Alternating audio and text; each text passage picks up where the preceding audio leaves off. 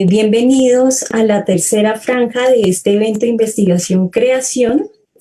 Se presentará la ponencia El proceso compositivo y de montaje e interpretación de la obra al margen del tiempo, a cargo de Jesús Buendía Puyo y Juan Camilo Vázquez. Posteriormente les presentaremos el concierto de esta obra. Jesús Buendía Puyo es compositor, intérprete e investigador. Es estudiante del énfasis de composición y arreglos del proyecto curricular de artes musicales de la Facultad de Artes ASAP, Universidad Distrital Francisco José de Caldas, institución en la cual ha recibido diversas menciones por su buen desempeño académico. Dentro de su proceso formativo se destacan los maestros Luis Fernando Sánchez Gudín, Juan Camilo Vázquez y Rodolfo Acosta. Actualmente es miembro del Círculo Colombiano de Música Contemporánea y del dúo de música contemporánea y experimental Ensamble Bajo, en el cual se desempeña como intérprete de medios electrónicos. Por otro lado, le damos la bienvenida a los intérpretes que hicieron parte de este proceso en el montaje y grabación y documentación de sus experiencias en la obra Al margen del tiempo. Andrés Felipe Barón Quintero es clarinetista, inició sus estudios musicales en el Conservatorio de Ibagué, interpretando el clarinete bajo la tutoría del maestro Fernando Chamorro. En el 2012 fue seleccionado ganador del programa de becas ofrecido por la Fundación Salvi para asistir al sexto Cartagena Internacional Festival de Música. Ha sido ganador del Premio Jóvenes Solistas del Conservatorio del Tolima en 2013 y del primer concurso de Jóvenes Solistas del Conservatorio de Ibagué en el 2014. Es estudiante del énfasis de interpretación instrumental del proyecto curricular de artes musicales, Universidad Distrital Francisco José de Caldas, en donde estudia clarinete con el maestro José Gómez. Andrés Felipe Pedraza Camargo es saxofonista. En el 2012 ingresa al Preparatorio de Artes Musicales de la Facultad de Artes ASAP, donde estudia con el maestro Adalbert Gaviria. En el 2015 comienza su formación profesional en el proyecto curricular de artes musicales de la Facultad de Artes ASAP, en donde inicia sus estudios de saxofón en el énfasis de interpretación instrumental con el maestro Juan Felipe Tartabul. Desde el 2017 continúa su proceso de formación instrumental con el maestro César Villamil. Ha participado en clases magistrales con los saxofonistas Javier Ocampo, César López, Julián David Petit, Omar López, Nouya Subagagua, Antonio Felipe Beligar, Josephto Silguero. Participó como intérprete en las jornadas de música contemporánea del CCMC en el 2019. Finalmente, Hernán Darío Guzmán es fagotista colombiano, inicia sus estudios musicales en el Conservatorio de Ibagué y posteriormente ingresa a la Universidad Distrital Francisco José de Caldas, ASAP, donde se gradúa de maestro en música del proyecto curricular de artes musicales tras cursar el énfasis de interpretación instrumental fagot.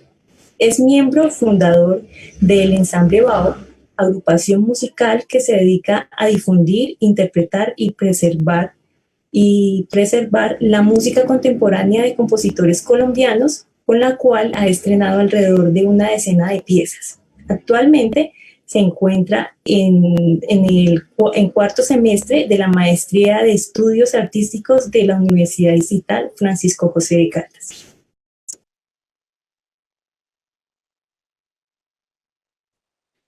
Hola a todos y todas. Mi nombre es Jesús Buendía Puyo, estudiante del proyecto curricular de artes musicales con énfasis en composición y arreglos.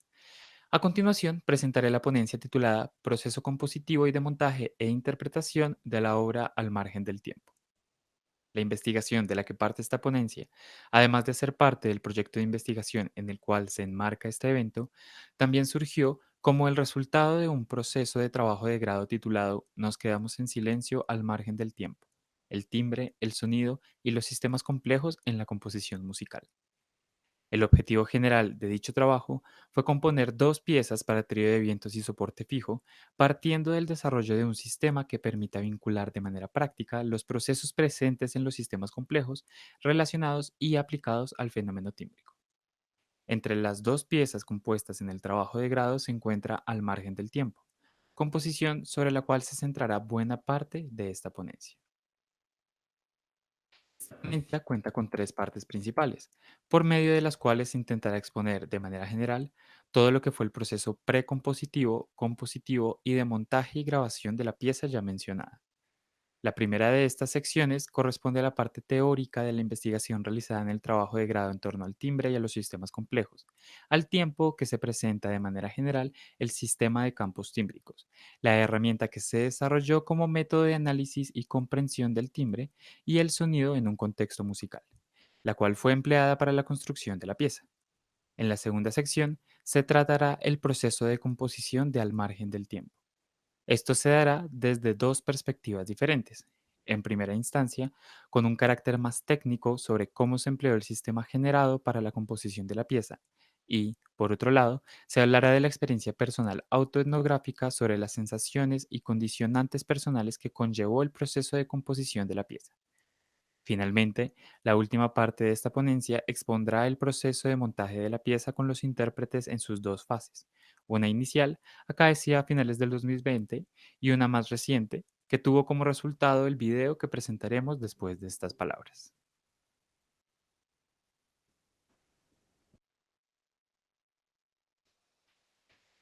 Comenzando con la parte teórica del trabajo, nos encontramos, en primer lugar, con la investigación realizada en torno al timbre.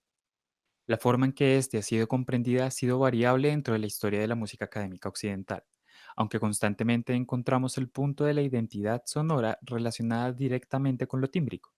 De esta manera, entre los siglos XX y XXI surge y se desarrolla el postulado de entender el timbre como la manifestación que abarca todas las características del sonido.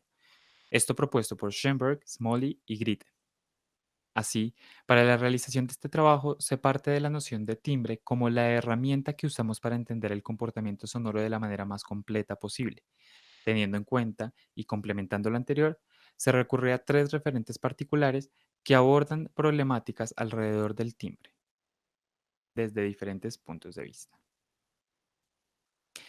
El primer referente que se tiene en cuenta es el postulado del compositor y teórico neozelandés Dennis Smalley en su trabajo en torno al gesto, la envolvente y el espectro. De este se extrae el planteamiento de estructuración interna del sonido por su contenido espectromorfológico y la importancia del foco perceptual dentro de los procesos de reconocimiento del timbre. Es posible entender los procedimientos perceptuales planteados por Smalley desde la intención de caracterizar un sonido por medio de su contenido y desarrollo espectral en el tiempo. Para lograrlo, es necesario reconocer el desenvolvimiento del sonido en diferentes momentos, el cual permite establecer morfologías arquetípicas y diferentes tipos de espectro que se organizan dando lugar al gesto y al movimiento espectromorfológico. El segundo referente analítico y conceptual sobre el que se centra este trabajo es el planteado por Carlos Mastropietro en su libro Música y Timbre. Allí se presenta extensamente una manera de describir cualitativamente los procesos de transformación o modulación tímbrica, partiendo de la noción de comportamiento instrumental. De esta forma, se categoriza el estudio de la transformación del sonido desde una perspectiva primordialmente analítica, pero que eventualmente tiene también una aplicación en la práctica compositiva. Por medio del trabajo de Mastro Pietro en este libro en torno a la modulación tímbrica y a sus diferentes modos de desarrollo y categorización, es posible comprender el timbre como el elemento que modela la estructura del discurso musical. Como tercer referente de aproximación al timbre, se toman los planteamientos de Kaija Saariaho y Marcos Tropa, en los cuales se organiza el discurso musical partiendo de los parámetros constitutivos del timbre independientemente unos de otros. De acuerdo con Saariaho, las tensiones internas que surgen al interior de cada parámetro sonoro se desenvuelven estructuralmente en el desarrollo de una obra por medio de continuos. En este caso, se consideran parámetros sonoros o tímbricos tanto aquellos intrínsecos a un sonido individual, como la altura, duración, dinámica, entre otros, así como los que constituyen el discurso sintáctico de varios sonidos en interacción, como lo es la textura. Dejando momentáneamente un poco de lado el tema del timbre, se hace necesario hablar muy someramente del segundo centro teórico sobre el que se establece este trabajo, los sistemas complejos. Actualmente existe una gran cantidad de posturas diferentes en torno a qué y cómo son los sistemas complejos. De hecho, no existe una definición formal sobre dichos sistemas. No obstante, dentro de la presente investigación se toman los sistemas complejos como una serie de elementos que interactúan de manera dinámica, dispuestos de manera jerárquica en capas estructurales y cuyo desarrollo contiene un comportamiento emergente. Esta definición fue construida a partir de las características de los sistemas complejos que se consideran más relevantes para la comprensión del timbre como un sistema complejo. Tales características son el comportamiento dinámico penetrante y la autoorganización de sus elementos internos, la distribución en capas estructurales o jerarquía y la exhibición de propiedades emergentes. Una vez abordados los temas del timbre y los sistemas complejos, surgió la necesidad de generar una herramienta que permita vincularlos. Para lograr tal empresa, fue necesario contemplar lo expuesto, en donde se pone en evidencia la condición multiparamétrica del timbre y sus diferentes dimensiones sintácticas y estructurales. Estas dimensiones contemplan el detalle del control paramétrico individual, los procesos de modulación tímbrica y las gestualidades de encadenamiento presentes en grandes fragmentos musicales. Teniendo esto en consideración, se hace necesario entender el timbre como un conjunto de parámetros que posibilitan un movimiento con una forma definida, los cuales generan una sintaxis a través de una función que se desarrolla en el tiempo de una manera específica. En esta definición se encuentran varios puntos que permiten reforzar la idea del timbre como sistema que se comporta de manera compleja. En primer lugar, se consideran cada uno de los posibles parámetros que conforman el sonido como aquellos elementos que interactúan de manera dinámica, pues de su desarrollo depende la sintaxis musical, y penetrante, pues la modificación de un parámetro en un sonido suele afectar el estado de otros parámetros involucrados. De estas relaciones paramétricas surge lo que se considera como evento multiparamétrico, que en el presente trabajo se entiende como el causante de los comportamientos emergentes del sonido, es decir, los diferentes entretejidos paramétricos presentes en la sintaxis musical conforman las diversas capas de emergencia. Finalmente, como se expondrá más adelante, dichas capas se organizan de manera jerárquica en niveles cuya complejidad interna es cada vez mayor y cuya comprensión se hace más rica y variada dentro de los procesos de percepción. Teniendo en cuenta la complejidad inmanente que contiene el timbre y su condición multiparamétrica, se genera un sistema compuesto por una serie de esquemas organizados jerárquicamente a través de los cuales se busca dar cuenta de la sintaxis y estructura del fenómeno sonoro en un contexto musical. Este sistema es la herramienta de organización por medio de campos tímbricos, mediante la cual se plantea un mecanismo de estructuración sonora en diferentes dimensiones. En el presente trabajo se usa el término campo como un espacio imaginario que se emplea para contener y organizar información tímbrica en diferentes niveles. Adicionalmente, se contempla que, al interior de dichos campos, los elementos que los integran se relacionan entre sí con el objetivo de conformar un sistema.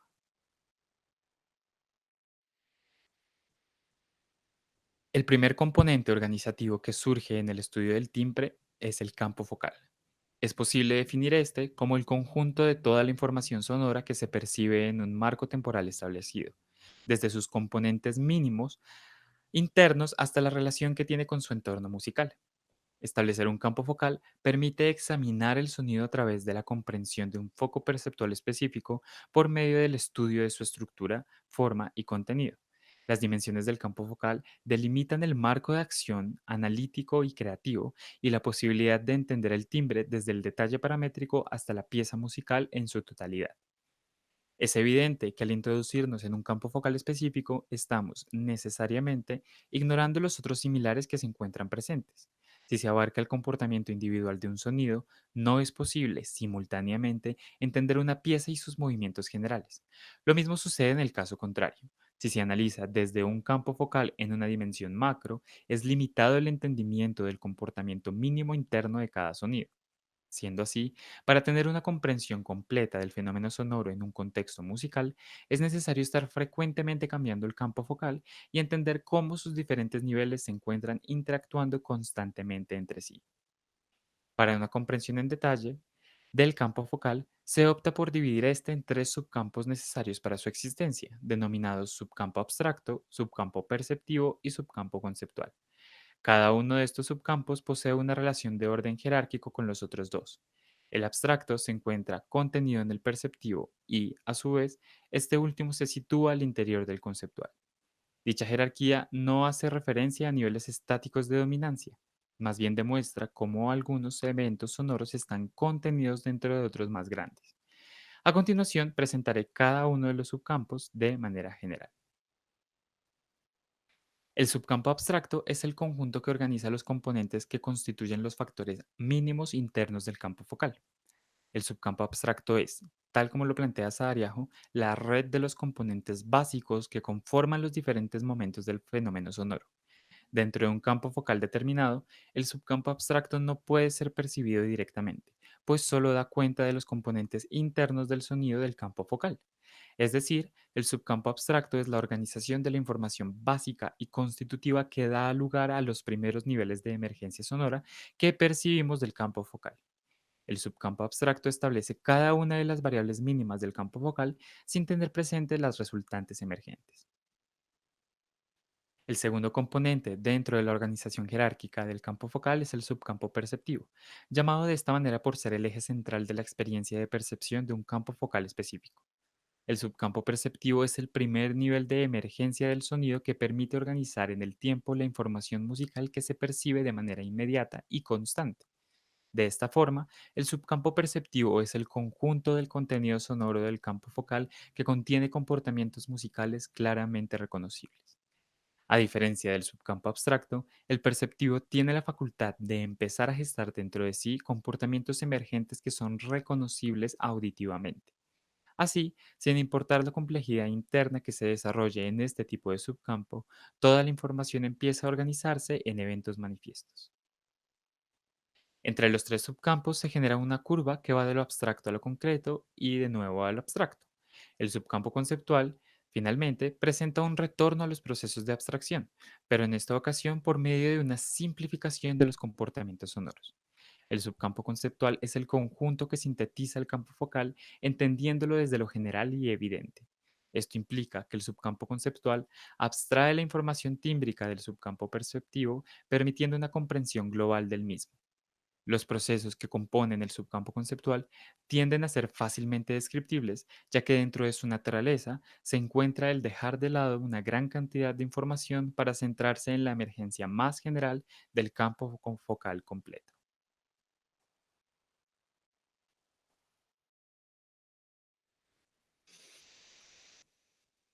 Al margen del tiempo, fue la segunda de las piezas compuestas en el marco del trabajo de grado, siendo la sucesora de una obra llamada Nos quedamos en silencio, la cual se compuso para clarinete bajo, saxofón barítono, fagot y soporte fijo, y que contenía una fuerte carga experimental y de prueba del sistema en su composición. Esta primera obra no pudo ser interpretada debido a la dificultad que trajo consigo la pandemia para acceder a los instrumentos. Debido a esta dificultad, felizmente decidí componer al margen del tiempo, pieza para clarinete en si bemol, saxofón soprano, fagot y soporte fijo que se compuso para los instrumentos con los que contaban los intérpretes. La creación y el desarrollo de Al margen del tiempo se basó en los aprendizajes obtenidos en la composición de Nos quedamos en silencio. Es decir, no busqué crear de ceros una representación gradual de los sistemas complejos a partir del timbre, como sí sucedía en Nos quedamos en silencio, sino que estos sistemas serían la base para la definición de la forma, la estructura y el contenido de la pieza. Finalmente, en el margen del tiempo, delimité niveles de organización previos con mayor certeza que en Nos quedamos en silencio, principalmente por cuestiones de tiempo y practicidad, pero también por poseer una intención menos exploratoria y más decantada hacia ciertas resultantes tímbricas específicas. Dentro del proceso compositivo de Al margen del tiempo, lo primero que se definió fue su planteamiento formal. Al margen del tiempo, inicia en un punto en donde el comportamiento complejo que emerge de las interacciones instrumentales es muy notable. A medida que avanza la pieza, se llega a un momento donde las interacciones sonoras entre los diferentes medios llegan a ser homogéneas, claras y fácilmente reconocibles. Para definir este proceso formal se establecieron 5 momentos: un momento de máxima complejidad, uno de transición entre el primer y tercer momento, Un momento de interacción camerística que diferencia los instrumentos y que disminuye la complejidad radicalmente, una transición entre el tercer y último momento, y finalmente un comportamiento sencillo y unitario entre todos los medios instrumentales. Adicional a esto, se delimitó cronométricamente cada uno de los momentos. Durante el proceso de definición del comportamiento formal del margen del tiempo, fue importante notar que delimitar los micro y macro comportamientos me obligaba a pensar tanto en el subcampo conceptual como en el abstracto. En cambio, esta planeación de la totalidad superficial ignoraba casi por completo el contenido del subcampo perceptivo. En el margen del tiempo, planea organizar el contenido por medio de la información directamente extraíble de las condiciones técnicas y organológicas de los instrumentos con los cuales se estaba trabajando. Si bien los instrumentos y sus posibilidades tímbricas eran diferentes en ambas conformaciones, fue posible extraer aprendizajes desde la imagen especular que se proyectaba en mi cabeza de Nos quedamos en silencio, que podrían ser empleados en esta nueva composición. El uso de multifónicos que generan un campo espectral inarmónico por medio de diadas, las rugosidades por cercanías microtonales, las variaciones de presión en la embocadura, entre otros, se proyectaron como factores definitorios que se mantendrían de una obra a la otra.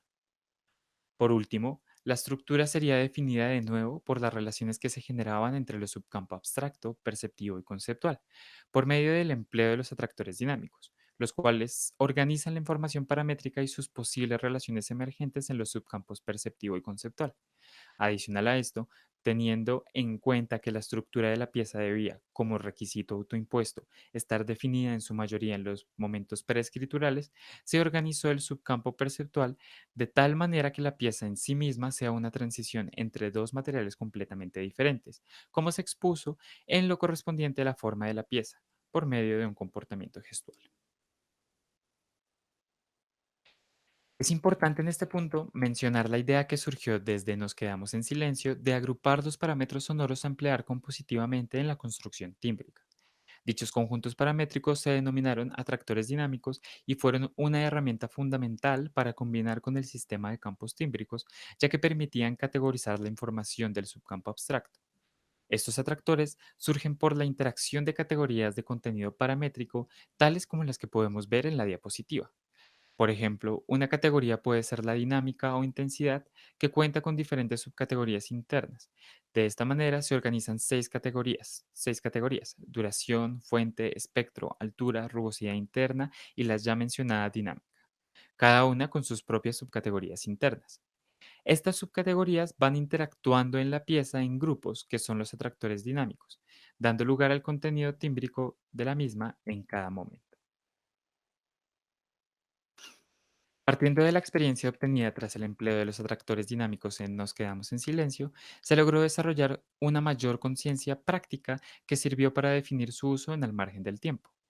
Entre los cambios más significativos se encuentran las subcategorías empleadas, sobre todo en aquellas que en la primera pieza se mostraban desligadas de la naturaleza instrumental pese a su interdependencia. Por otro lado, también se logró comprender la versatilidad que podrían tener estos atractores a la hora de estructurar una pieza y vincular este esqueleto directamente con la forma y el contenido de la misma. Considerando que la forma de al margen del tiempo se desarrolla partiendo de lo complejo hacia lo simple, sería la cantidad, el tipo y la distribución del contenido de los atractores la herramienta que permitiría dicha transición. Adicionalmente, la intención de generar tres momentos claramente diferenciados y dos transiciones entre estos se hacía fácilmente lograble por medio del uso de los atractores y de la variación en sus subcategorías paramétricas. Así, el momento de alta complejidad se lograría por medio de la coexistencia de todas las subcategorías en lo que se denominó un gran atractor. Luego se filtraron una serie de subcategorías para definir tres pequeños atractores que se asignaron a cada uno de los tres instrumentos acústicos, con el fin de lograr sonoridades independientes que dieran lugar a una lógica de interacción camerística. Para el último momento, en el cual se buscaba unión y cohesión, se empleó un mediano atractor, conformado por los tres pequeños atractores, el cual articuló todos los medios instrumentales en uno solo. Finalmente, las dos transiciones lograrían cohesión con los tres momentos por medio de delicados procesos de adición o sustracción de subcategorías. En este punto, se hace necesario también explicar someramente el proceso de elaboración de las cuatro pistas que componen el medio fijo de Al margen del tiempo. En un primer momento, la idea era que el soporte electroacústico de la pieza se comportara de manera similar a cómo sucede en Nos quedamos en silencio, es decir, partiendo del procesamiento del contenido musical que producían los instrumentos acústicos en el marco inmediato de la pieza. No obstante, tras unas muy interesantes conversaciones con el maestro Juan Camilo Vázquez, quien fue el director de este trabajo de grado, se optó por un comportamiento más independiente de la electrónica que facilitase más la diferenciación de las fuentes sonoras, al menos en el principio de la pieza. Sin embargo, todos los materiales del medio fijo fueron tomados de sonidos pertenecientes a los instrumentos acústicos. Con base en estos sonidos pregrabados, se realizó una serie de procesamientos electrónicos en los programas Pure Data Vanilla 0,49 y Spectral Layers Pro 7. Dichos tratamientos sonoros fueron desarrollados a la par de los comportamientos estructurales de la pieza. Así, el medio fijo pasó de poseer características independientes y autónomas que desligan casi por completo sus materiales y gestos de las fuentes instrumentales de las que parte, hasta un punto en el que se unifican todas las líneas en la pieza, en el cual es más fácil factible reconocer las grabaciones de multifónicos y alturas definidas con poco procesamiento. Al igual que los medios acústicos, los sonidos electroacústicos se enmarcan en los atractores vigentes con sus propias técnicas características. Para esto se generaron vínculos entre los procesamientos y las subcategorías existentes. Por ejemplo, se utilizó la granulación para proveer rugosidad, de manera similar a cómo funciona el frulato, entre otros tipos de relaciones. Es importante mencionar dos factores sobre los atractores empleados en la pieza. En primer lugar, su lógica secuencial no responde a un proceso unívoco de transformación gradual, aunque en la pieza los cambios se den paulatinamente. Esto quiere decir que cada uno de los atractores fue definido previamente en función del proceso general de la pieza y no fue surgiendo de manera espontánea según necesidades compositivas inmediatas que se iban dando mientras la pieza se construía. No obstante, cabe resaltar que durante el proceso, la pieza sufrió una modificación en uno de los parámetros en el atractor mediano y en los tres pequeños atractores.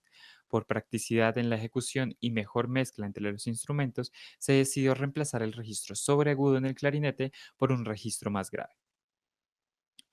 En segundo lugar, la lógica de disposición y empleo de los tres pequeños atractores es completamente diferente a los otros dos de esta pieza. Estos tres atractores funcionan como un macroatractor por medio del cual se representa la conjunción de tres conjuntos paramétricos de manera simultánea, fenómeno no acontecido en ninguno de los otros casos. Para finalizar, es posible mencionar que en la aplicación del sistema en la composición de las dos piezas surgieron una serie de reflexiones importantes en torno al diálogo entre el sistema generado y otras formas tradicionales de ejercer la composición. En el margen del tiempo, se generó un modelo estructural basado en una concepción paramétrica tradicional, pero que se organizaba y definía por medio de los campos típicos, principalmente el subcampo abstracto y el subcampo perceptivo. El contenido de la pieza funciona nuevamente de manera tradicional, seleccionando la superficie musical con base en un sistema dado. En este caso, en constante diálogo e interacción con las categorías del subcampo perceptivo y las posibilidades paramétricas del subcampo abstracto.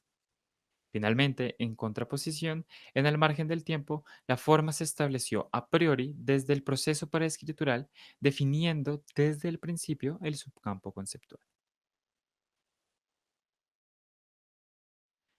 Como ya mencioné al inicio de esta ponencia, el proceso de montaje de la pieza constó de dos momentos diferentes, uno en el segundo semestre del 2020 y otro en el mes de junio del año en curso.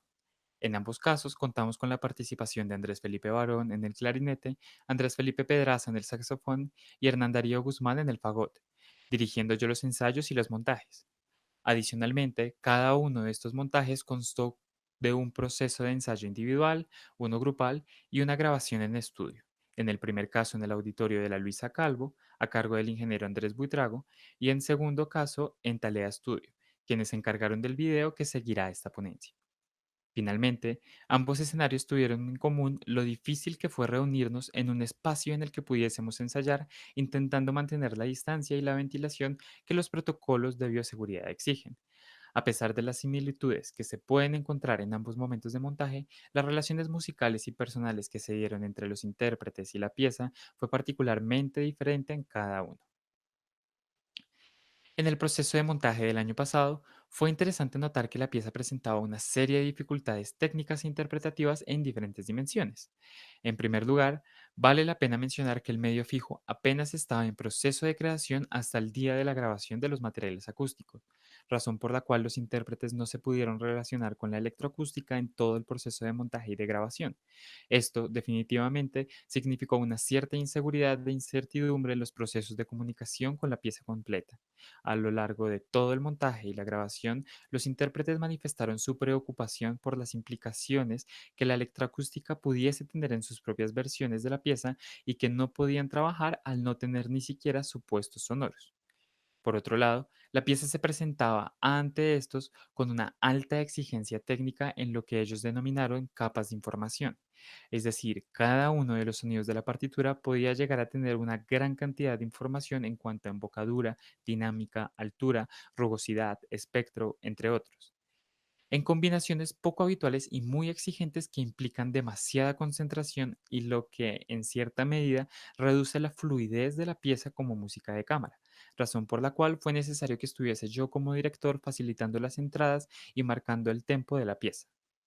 Al mismo tiempo, el nivel de concentración que exige la pieza es tal que no fue ejecutada realmente completa de principio a fin, sino que, tanto en los ensayos como en la grabación, se optó por emplear las divisiones internas de la pieza para grabarla por secciones, de tal manera que, por un lado, la exigencia se redujera y que, por otro, se pudiera pulir lo más posible el control sonoro de cada una de las secciones.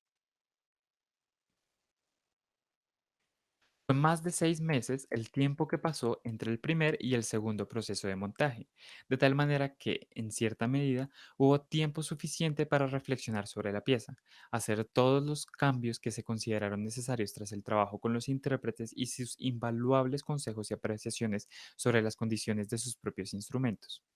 En el segundo proceso de montaje se contó con una mayor experticia técnica por parte de los intérpretes, quienes ya conocían la pieza y sus exigencias. No obstante, este siguió siendo el punto más relevante de su apreciación sobre la pieza, al tiempo que todavía fue necesario contar con la dirección y que la aparición del soporte fijo apareció como una nueva capa de dificultad, un elemento más con el cual interactuar. Sin embargo, la calidad de las resultantes tímbricas de esta segunda versión es considerablemente superior a la de la primera. Los sonidos resultantes fueron mucho más precisos y las interacciones texturales se dieron de una manera mucho más cohesionada. Para concluir, es importante mencionar que, a pesar de haber realizado ya varios procesos de retroalimentación con los intérpretes, aún se hace necesario una última sesión en donde trabajemos sobre las impresiones finales que nos deja la pieza y todo el proceso de montaje, pero sobre todo el resultado sonoro de la misma y los imaginarios y sensaciones que, como constructores de la misma, les deja al margen del tiempo.